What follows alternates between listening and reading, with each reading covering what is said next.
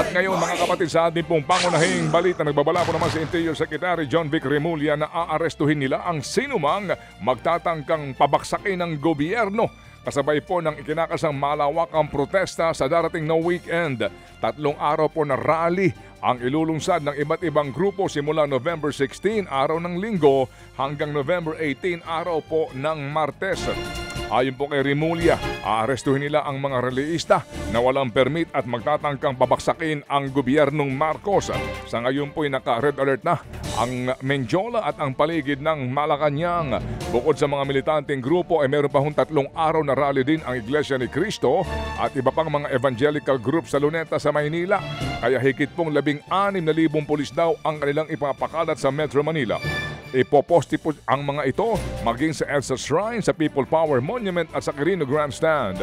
Mismong ang Pangulong Bongbong Marcos Jr. nang nagsabi na magpapasko raw sa kulungan ang mga nangurakot sa flood control projects. Ayon sa Pangulo, walang Merry Christmas sa mga kurakot.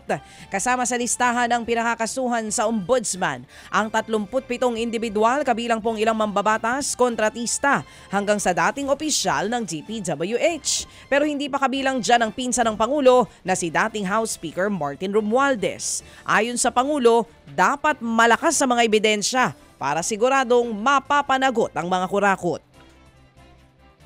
Yang mga taong yan na kasabwat dyan, ito, mga walang hiyang ito, na nagnanakaw ng pera ng bayan, tapos na ang maliligaya ninyong araw.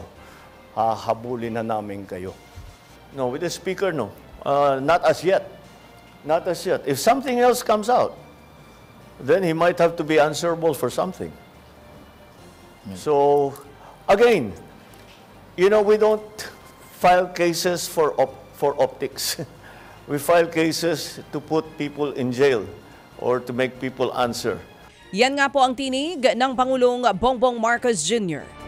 Pero doon po sa kanya pong iniharap po ng mga detalye para po sa mga sasampahan daw po ng kaso at magpapasko sa bilangguan at wala silang mga Merry Christmas, wala po ditong specific mismo na pangalan ng mambabatas.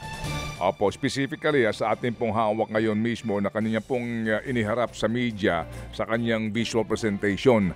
Opo, at mamaya nga po pag-uusapan po natin to sa punto ng sino-sino ba itong mga tao na sinasabi niya na wala pong Merry Christmas.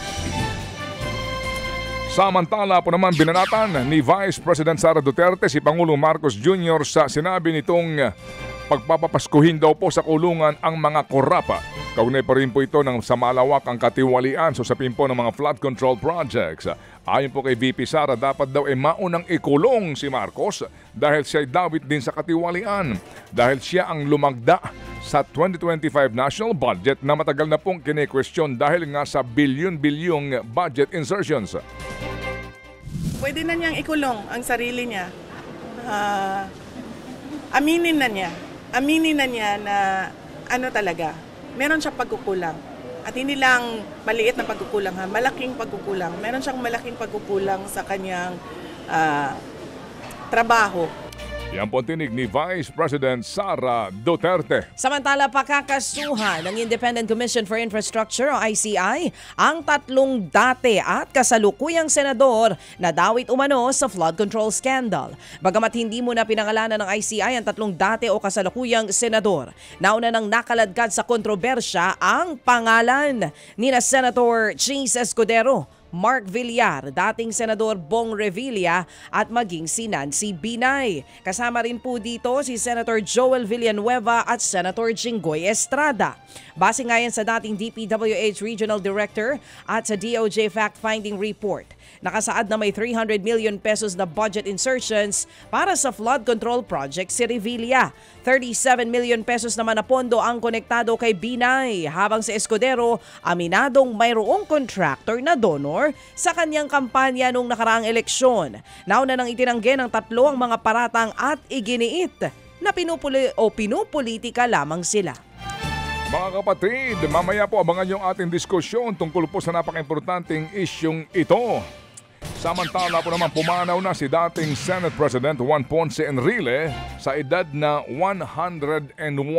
Hindi po idinitalye ang kanyang ikinamatay pero magugunitang ito po ay labas-masok sa ospital nang dahil nga po sa pneumonia. Ayon po sa anak ni Enrile na si Katrina, 4:21 ng hapon kahapon nang pumanaw ang kanyang ama. Na maalam siyang napapalibutan ng kanyang pamilya at mga mahal sa buhay sa kanilang tahanan. Ngayon po hinihiling ng pamilya ang pag-unawa sa kanilang kagustuhan na magkaroon po muna ng privacy. Opo, o makapagluksa ng pribado. Magkakaroon daw po ng public viewing sa takdang panahon. Ito rin po i-aanunsyo ng pamilya kapag ang lahat ng paghahanda ay planchado na. Mga kapatid, brothers and sisters, saan ka pa? Dito na tayo sa totoo. Dito na tayo sa True FM. Mga kapatid, mag-subscribe and follow po kayo sa social media accounts ng True Network PH. Yan po kami. Hanapin nyo lang True Network PH, Facebook, Instagram, YouTube, TikTok, and podcast. Mapa Apple or Spotify man yan, mahahanap nyo kami. Lahat ng mga napapanood at napapakinggan nyo po sa programa, nasa social media accounts namin yan. So, paano mga kapatid? See you sa social media!